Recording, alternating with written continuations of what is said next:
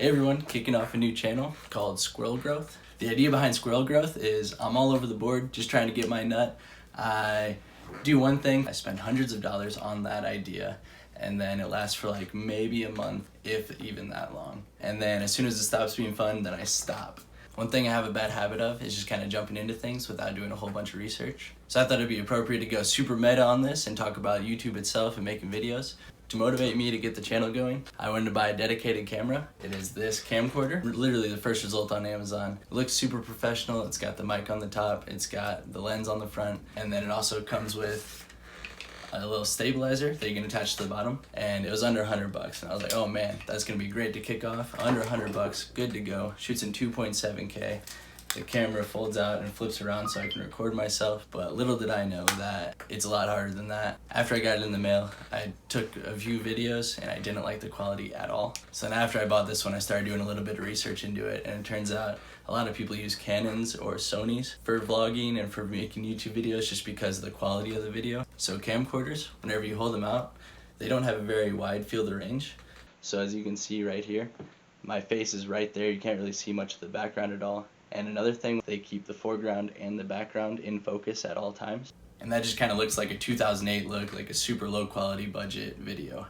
Whereas a regular camera, like a lot of vloggers use, keeps the foreground in focus, but keeps the background a little bit out of focus, just so that it's a little bit more of a professional look. And that's the look I'm going for.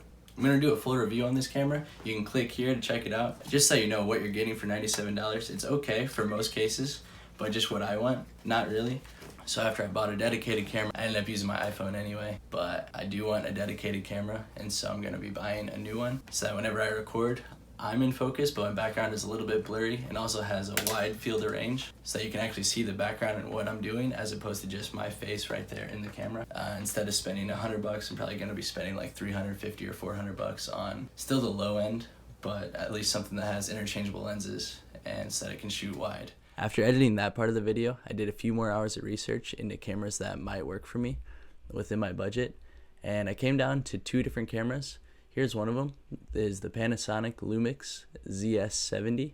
It shoots in 4K video, which is super nice, and another cool feature of it is it has the flip up camera screen, so you're able to look at yourself while you're recording so that you know that you're in the center of frame and everything's looking good. In all the videos I watched and all the research I did, these did look like good quality cameras. The only downside I had with it is that the lens is a telescoping lens and you're not able to put external lenses onto it. So that was one thing I didn't like, because I do want the freedom to put on a wide lens or a telescoping lens and really just have free range with that. But if you are interested in this camera, a few things I want to point out that I did have to do research in and figure out for myself. All these models are essentially the same.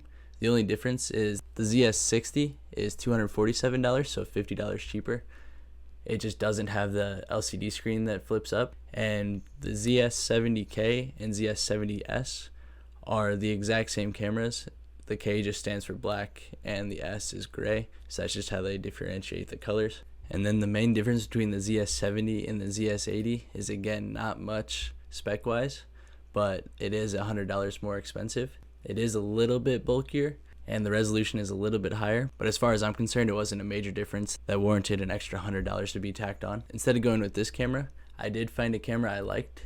It was the Canon Rebel T100. This only shoots in Ultra HD, which is 1080p, and it doesn't shoot in 4K, and it is a little bit more expensive at $360, but it does come with all these accessories at such a great price. All the research I did into this is an all-around great camera, and this one is actually a DSLR camera. Again, all the lenses and all these accessories that really make it worth it for me, and starting out, this is going to be a great kit. Again, if you are interested in this one, I'll have a link down below in the description. One thing I do want to point out is that in my research, I found out that the Canon Rebel T100 is the exact same as the Canon 4000D. They just have different names. The Rebel is for international sales, so they just have different warranties and different branding, but they are the exact same as far as build quality and specs. Hopefully I did enough research on this new camera. It should be coming in any day now.